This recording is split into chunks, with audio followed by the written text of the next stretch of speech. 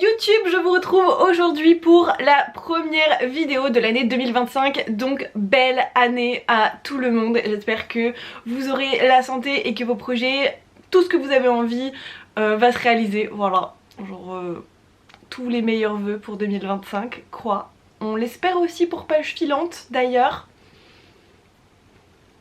Je vous reviens, j'avais dit que je ferais des vlogmas. Bon, c'est pas tout à fait passé comme prévu.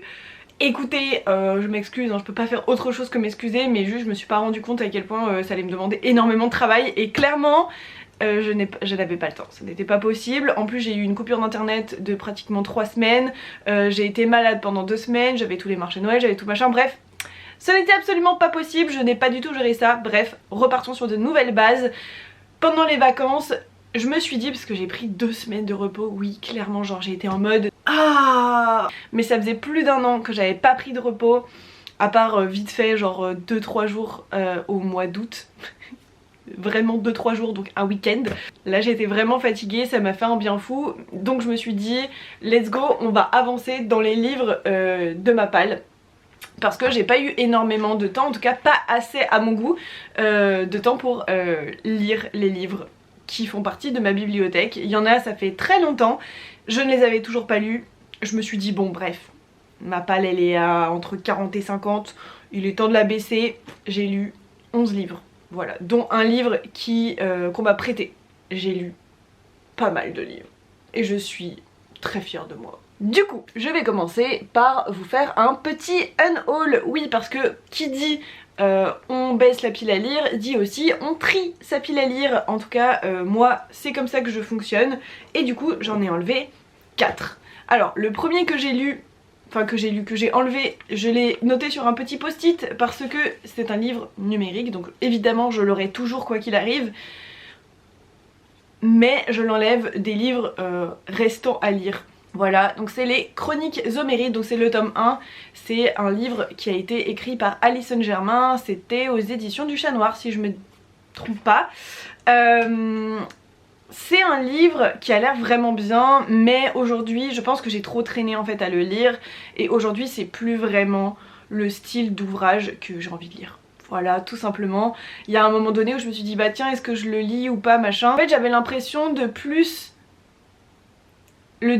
vouloir le découvrir pour le découvrir, mais pas parce que ça me hypait plus que ça, plus aujourd'hui en tout cas. Voilà, ça veut pas dire que je le lirai pas un jour, de toute façon il est sur ma liseuse donc voilà, mais en tout cas je l'enlève pour l'instant de ma palle. Voilà. Ensuite j'enlève ce fameux petit livre, c'est Le Mur Invisible de Marlène Haushofer aux éditions Babel, donc c'est une très jolie édition d'ailleurs, enfin elle est simple mais moi j'aime bien la couverture. C'est un livre qui encore une fois a l'air bien, mais ça me hype plus autant qu'avant. Voilà, ça veut pas dire que je lirai jamais encore une fois, mais en tout cas ce livre là il va être revendu sur Vinted incessamment sous peu. Et les 2 autres que j'ai enlevés, c'est les 2 tomes d'une même saga. C'est les... Oula, si je le prends à l'envers ça va pas aller. C'est le Rendez-vous avec le... nanana, donc là le premier tome c'est Avec le crime de Julia Chapman. Ah oui, c'est les détectives du Yorkshire. Je sais pas si je le prononce comme il faut.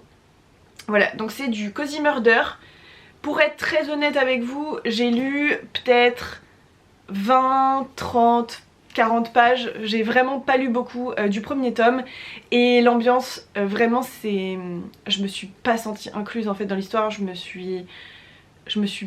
sais pas comment expliquer, mais vraiment ça ne matchait pas avec ma personne. Voilà. C'est comme ça. Du coup je me suis dit bah je vais pas aller plus loin, ça sert à rien. Là je vais me forcer en fait, donc c'est pas mon objectif clairement. Je le dis à tout le monde autour de moi de ne pas se forcer. En fait si un livre te plaît pas ou ça matche pas, ça veut pas dire qu'il est pas bon, ça veut dire juste qu'il ne matche pas avec toi en tant que lecteur ou lectrice. Bah il faut que j'applique mes conseils, voilà, tout simplement. Donc ça dégage.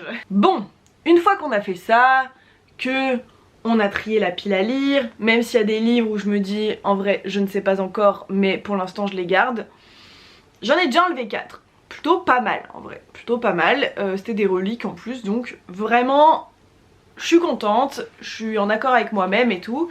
Et je me suis dit bah maintenant il faut lire. Donc bah j'ai lu. Et je vais vous présenter tout ça. Le premier que j'ai lu c'est un manga, c'est pour le coup c'est le seul qui ne fait pas partie de ma palle parce que on me l'a prêté. C'est le tome 9 de Deep Sea Aquarium Magmel de Kiyomi Sugishita. Désolée pour la prononciation, vraiment c'est dur pour moi de prononcer des mots comme ça, des noms comme ça pardon. C'est chez Vega Dupuis. Il est trop beau. Il est archi beau. Genre vraiment. Les dessins, est-ce que je vais trouver une page pas spoilante ni rien? Les dessins sont vraiment archi beaux. Je sais pas ce que vous en pensez. Donc là c'est le tome 9, évidemment je peux pas vous parler de ce tome là, mais c'est une très bonne suite. Clairement je vous conseille cette saga, elle est vraiment chouette. C'est ma petite sœur qui me les prête à chaque fois et vraiment je suis ravie. Voilà, donc je vais la mettre dans la pile à lui rendre, à lui donner, à lui prêter. Parce qu'on a des piles comme ça chez moi, oui. Du coup j'ai continué avec Les gens heureux lisent et boivent du café de Agnès Martin-Lugan. C'est aux éditions Pocket, ouais c'est ça. C'est des tout petits livres, ça faisait quand même assez longtemps que je les avais, que je l'avais dans ma palle. Je l'avais trouvé genre dans un Emmaüs ou un truc comme ça. C'est un livre qui fait moins de 200 pages et clairement je ne me souvenais absolument pas du résumé ou quoi que ce soit. Je me souvenais juste que j'avais très envie de découvrir cette autrice que je n'avais jamais lue avant. Et c'est un énorme coup de cœur. Genre vraiment, ça faisait longtemps, enfin ça faisait quand même quelques mois que j'avais pas eu un énorme coup de cœur comme ça. Bah je pense que depuis L'Angre Brume, j'ai pas eu un coup de cœur comme ça et L'Angre Brume c'était en septembre. Donc voilà. J'ai vraiment adoré, on y parle de Diane qui malheureusement traverse un deuil terrible, le deuil de son mari et de sa fille qui sont morts dans un accident de voiture. Voilà, c'est terrible, ils ont eu un accident et bah elle est là et c'est la seule qui reste. Elle est avec sa tristesse, son amour immense et son désespoir en fait. Mais attention, donc quand même trigger warning par rapport à ça parce qu'on parle d'émotions très dures, très fortes, ça reste émotionnellement quelque chose de difficile. Mais personnellement, bah vous savez que moi j'ai traversé un deuil assez terrible il y a 4 ans puisque j'ai perdu mon papa du cancer, enfin bon bref c'était horrible, le pire moment de toute ma vie. Et vraiment ça m'a brisé le cœur, je me suis beaucoup reconnue dans plein de choses qu'elle décrit émotionnellement l'autrice. Mais c'était pas un livre tire-larme dans le sens où en fait j'ai trouvé ça juste émotionnellement. Après c'est peut-être parce que je l'ai vécu et que je l'ai vécu de cette façon là, en tout cas d'une façon très proche émotionnellement où vraiment t'es ravagé par la tristesse et la culpabilité et plein de choses, enfin bref. C'est dur de parler d'un livre qui touche un sujet comme ça sensible. Ah! En fait j'ai trouvé que c'était pas un livre tire-larme dans le sens où justement c'est un livre d'espoir pour les gens qui vivent ce genre de choses. C'est un livre d'amour immense, mais vraiment c'est un livre d'amour immense parce que c'est une femme qui un jour va se faire un peu secouer les puces correctement genre par tous ses proches en mode c'est bon là tu te laisses mourir, c'est pas juste quoi pour nous, pour aussi ton mari et ta fille qui sont morts, ils auraient pas aimé ça, il faut que tu te réveilles, il faut que tu te secoues. Et en fait elle décide de partir dans un voyage et elle va rencontrer des gens incroyables qui vont changer sa vie en fait. Et c'est vraiment un récit d'amour genre incroyablement beau, à tel point en fait que bah il y avait un deuxième tome et du coup je suis allée l'acheter. Donc techniquement il faisait pas encore partie de ma palle mais quand même, je savais que j'allais le lire et l'acheter, il fait partie de ce challenge, je m'en fous. C'est moi qui décide, c'est moi qui fais les règles de toute façon. Donc bref, je suis allée choper ce livre chez Gibert. D'ailleurs j'ai une très bonne surprise parce qu'apparemment j'ai plus de 60 € de bon d'achat là-bas. Je savais pas. Voilà. Donc bah en plus je l'ai même pas payé. J'étais très contente. Voilà, c'est une petite duologie que j'ai trouvé incroyablement touchante. J'ai eu un coup de cœur sur les deux, voilà, clairement. Je vous les conseille fois 1000. J'ai beaucoup trop parlé concernant ce livre, mais quand t'as un coup de cœur et un truc qui te touche à ce point là, vraiment c'est obligé. Ensuite j'ai lu Le restaurant de l'amour retrouvé de Ogawa Ito chez Piquet, et clairement pour le coup c'est un vrai bof. Alors je sais que les récits traduits du japonais, les romans traduits du japonais, c'est pas du tout mes préférés. En tout cas, tous ceux que j'ai lus, ou presque, c'était de chez Piquier. Je n'ai rien contre la maison d'édition, attention, genre vraiment j'ai rien contre la maison d'édition. Mais voilà, c'est un style en fait d'ouvrage qui publie beaucoup. Et je ne suis pas touchée. Alors du coup, vu que j'ai lu principalement en termes de récits vraiment traduits du japonais, j'ai principalement lu des livres de chez Piquet. Je vais essayer ceux de chez Nami parce que je sais qu'ils en ont pas mal aussi. Je vais essayer, voilà, je vais essayer aussi cette maison d'édition. C'est des récits qui sont complètement différents, donc peut-être que ce sera une vibe qui va plus me toucher, m'appeler genre vraiment dans le cœur, tu vois. Là pour le coup tu suis une jeune femme qui va se faire plaquer d'une façon absolument terrible par le mec avec qui elle est et avec qui elle habite depuis plusieurs années.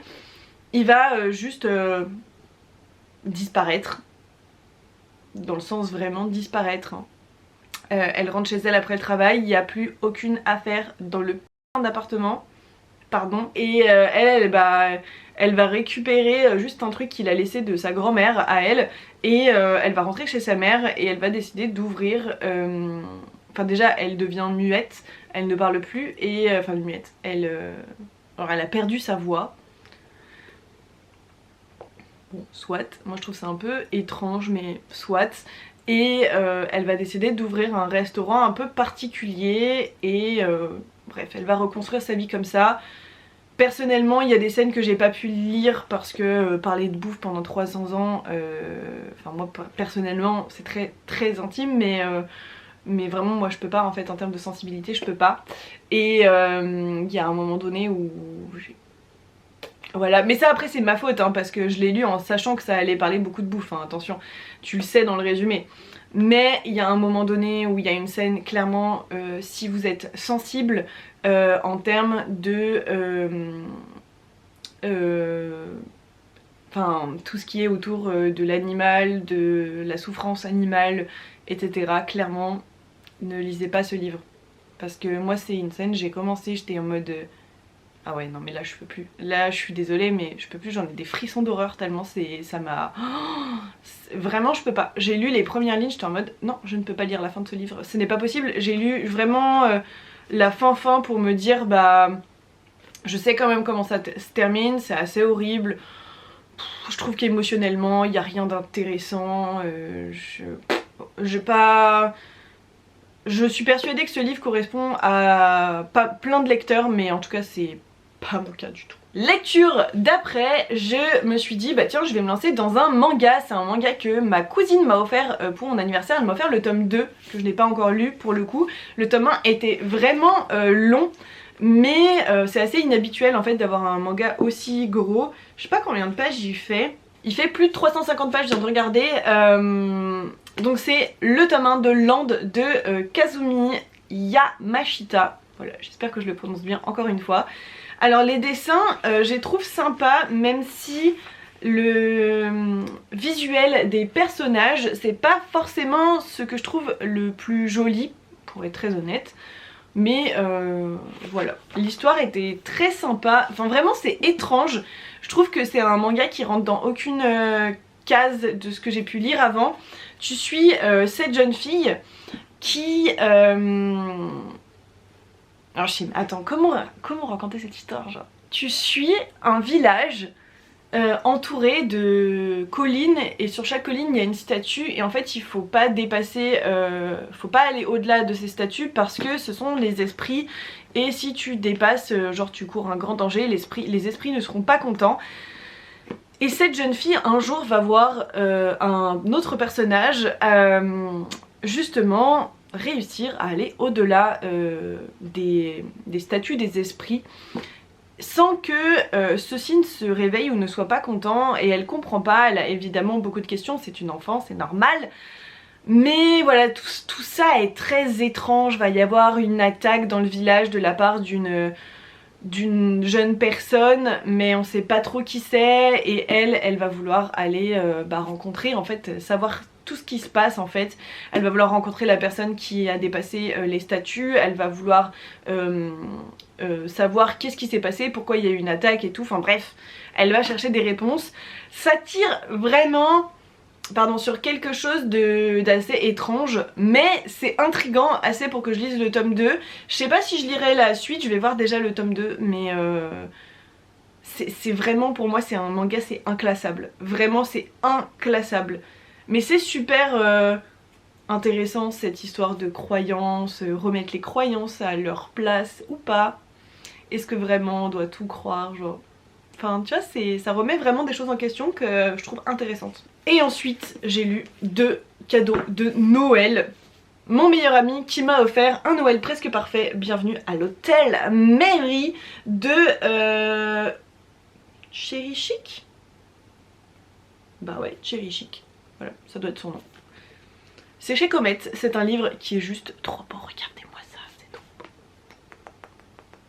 C'est une romance de Noël entre Olivia et Noah. Voilà, ce sont 2 meilleurs amis d'enfance. Il s'est passé quelque chose, tu sais pas ce qui s'est passé au départ, mais un jour ils se sont mis à ne plus se parler et même à se détester. Là c'est la période de Noël et tout le monde en fait travaille dans un petit hôtel, donc dans l'hôtel Mary, et c'est les grands-parents de Noah qui sont à sa tête. Et ils vont décider d'organiser comme un calendrier de l'Avent d'activités entre les employés pour recréer une cohésion d'équipe, parce qu'il y a beaucoup de mésententes, et notamment Noah va devenir très bientôt, parce qu'il commence à vieillir, donc voilà, il va devenir très bientôt le nouveau gérant en fait de l'hôtel, et il est important en fait que Olivia et Noah se réentendent un minimum, voire peut-être se rendre compte que peut-être qu'ils s'aiment bien, voilà. Bref, c'est une romance de Noël, il n'y a pas grande surprise, c'était vraiment mignon, j'ai trouvé ça touchant, j'ai trouvé ça chouette, j'ai trouvé que l'ambiance de l'hôtel et tout, le truc hyper familial, hyper cocon et tout, c'était vraiment chouette. Je l'ai lu du coup à partir du jour de Noël quand mon meilleur ami me l'a offert, et c'était vraiment très cool. Je l'ai lu assez vite parce que c'était trop bien, mais en plus il est trop beau, vraiment, il est trop beau. Bref, c'était ma seule lecture noëlesque de l'année et je suis vraiment ravie parce que je suis tombée sur un livre que j'ai beaucoup aimé. Voilà, il n'y a rien d'autre à en dire, c'est une romance de Noël quoi. Le dernier livre que je vous présente, c'est l'album Monsieur le Lapin Blanc de Benjamin Lacombe. Le fameux Benjamin Lacombe, j'adore, c'est chez Margot. Donc c'est un album, comme d'habitude, absolument magnifique. Voilà, première page, j'arrive pas. Ensuite vous avez des pages comme ça, donc il y a de l'écriture d'un côté et des images de l'autre, ou l'inverse, voilà.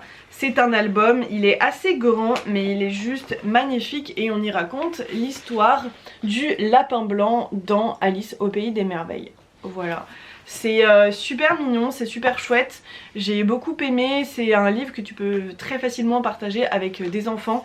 Il est évidemment très beau quoi, c'est du Benjamin Lacombe, donc c'est un livre que je vais garder précieusement et que je vais relire très régulièrement parce que Benjamin Lacombe quoi, j'adore, et surtout j'ai trouvé ça super chouette d'imaginer en fait la vie, le pourquoi du comment, le lapin blanc dans Alice au pays des merveilles est comme ça, enfin j'ai trouvé ça super sympa en fait, j'ai trouvé ça très drôle, et en plus il a fait une petite dédicace, je sais pas si vous allez voir. Je sais pas si vous voyez mais c'est marqué Carole. Voilà, il a fait une petite dédicace à l'autrice de Alice au Pays des Merveilles, je trouve ça trop cool. Les copains, cette vidéo est terminée, voilà, j'ai descendu ma palle plutôt beaucoup, voilà, je suis assez contente. Et ce n'est pas fini puisque Je vais continuer régulièrement, voilà, dans les... au moins au mois de janvier, je vais vraiment essayer de faire un effort pour lire les livres de Mappal. Et même dans les mois suivants, évidemment, je vais essayer de le faire un tout petit peu plus. Mais déjà, sachez, en 2024, j'ai divisé par 2 Mappal. Voilà, donc je suis passée de plus de 90 à seulement 40. J'ai vraiment divisé bien par 2 ma pile à lire, mais j'ai encore plein de livres. Il y a des livres qu'on m'a prêtés, que je n'ai toujours pas lus. Il y a des livres que j'ai depuis longtemps, que je n'ai toujours pas lus. J'ai même un SP que je n'ai toujours pas eu le temps de lire. Je me concentre en fait beaucoup dans l'année sur mes lectures de travail ou... des lectures que j'emprunte en fait à la bibliothèque. Et c'est un peu trop parfois. Voilà, je vais faire un petit peu plus un mix cette année. J'espère que je vais y arriver. En tout cas, il y a plein de livres dans ma palle qui me font encore énormément envie. Si jamais ça vous tente que je vous fasse une petite vidéo genre présentation de ma palle ou des trucs comme ça, j'en ai une petite quarantaine, du coup entre 35 et 40. Donc ça peut aller relativement vite. Voilà, si ça vous intéresse, n'hésitez pas à me le dire dans les commentaires. Je vous fais des gros bisous, je vous dis à la semaine prochaine pour une nouvelle vidéo et bah bonne année. Voilà. Des bisous!